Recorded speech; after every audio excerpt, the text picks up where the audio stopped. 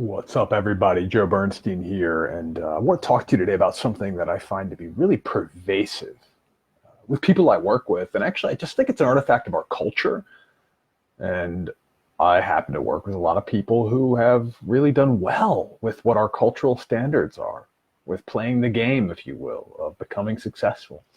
But it's left them with a lot of stress and anxiety and lack of feeling the abundance they've created around them, right? So I'm going to give you a quick example and talk about what's going on here. And I want to make a distinction. First and foremost, I believe that each of us is a creator.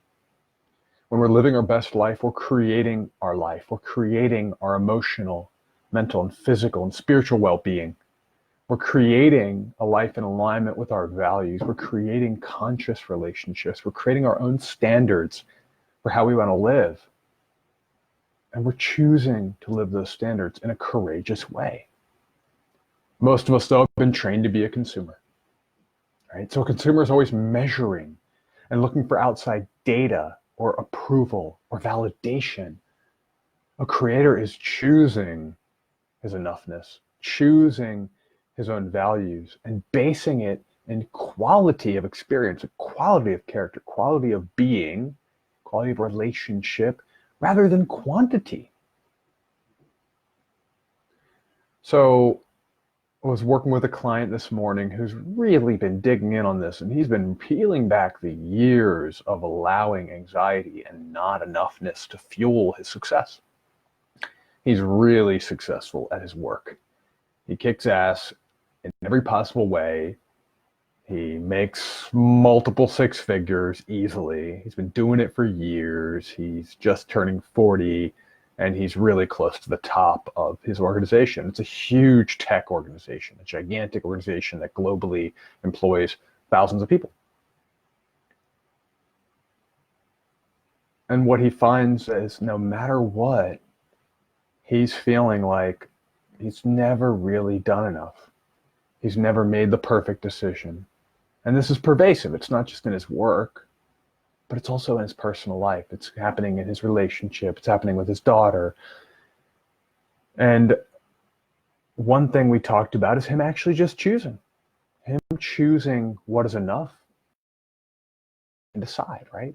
So he came up with one thing. He's always thinking he doesn't do enough when it comes to parenting. Now, I've been in this guy's life intimately for almost 2 years now, and I know he's doing enough from a parenting perspective, especially as a dad who works more than 60 hours a week. This guy is there all the time. He's giving a lot in every possible way, but he thinks it's not enough. So we had him choose, like, what is going to be enough? Choose your lane. He chose, for example, that if he had a particular problem that he was helping his 6-year-old daughter with, maybe it's like a school problem, that he's going to just commit. I'm going to spend 30 minutes unattached to outcome, and I'm also going to spend 30 minutes undistracted helping her with that. And that's going to have to be enough.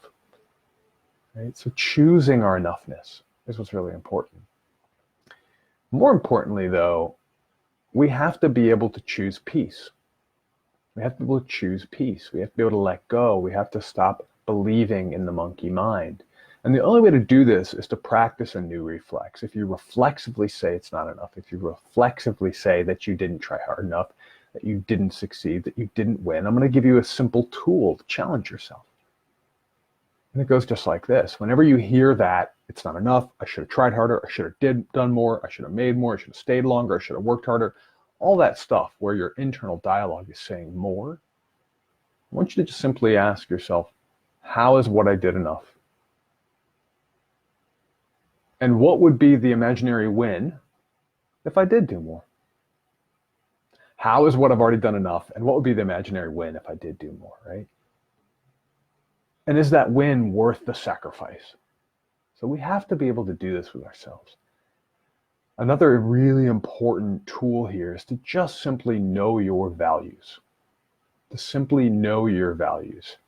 Now, a couple of years ago, this same client I'm talking about, one of his values was winning at all costs. He actually really believed that consistent growth, which I value, and consistent winning, consistently getting to a higher rung on the corporate ladder, consistently doing more for himself, consistently making his body better, etc., consistently learning at a really high, fast pace and a high rate was really important in his value system. And he's now recognized in the last year or so that actual peace and serenity is higher in his value system. So now he has the assignment of daily, whenever he's hearing it's not enoughness, is choosing to see the enoughness, choosing peace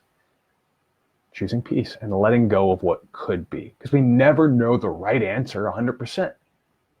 And everything that is quality in this world, everything that's enjoyable in this world, everything that brings us meaning in this world, that makes life worth living, you cannot choose data, you cannot quantify its value. Love, sensuality, a beautiful meal, great music, great art, beautiful philosophy that changes our lives, spiritual belief systems, the quality of a connection between you and another person, an amazing sensual or sexual experience. There are not numbers that create the value.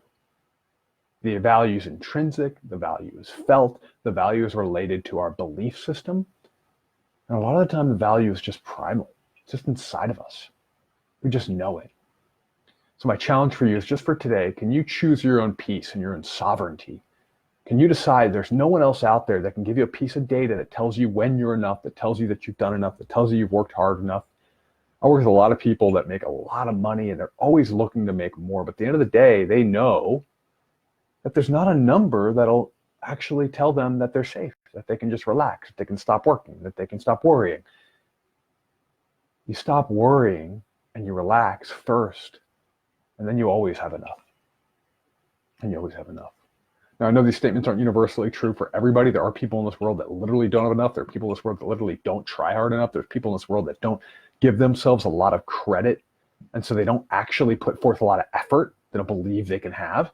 But that's not who I'm talking about. I'm talking about people who've created a lot in their life, that have everything they need, but they're still stressed constantly by this idea that they need more, they need to do more, they need to be more, they need to try harder, etc.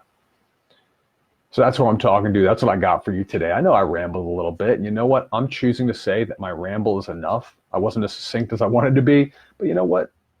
Hopefully I put out some great information in the world, somebody attached to one concept that's valuable to them. And if that's the case, then for me, that's enough. So I'm choosing peace, I'm choosing sovereignty, and I hope this is helpful for you. If it is, drop a comment below, share this, let me know about it with a PM or etc. Talk to you soon.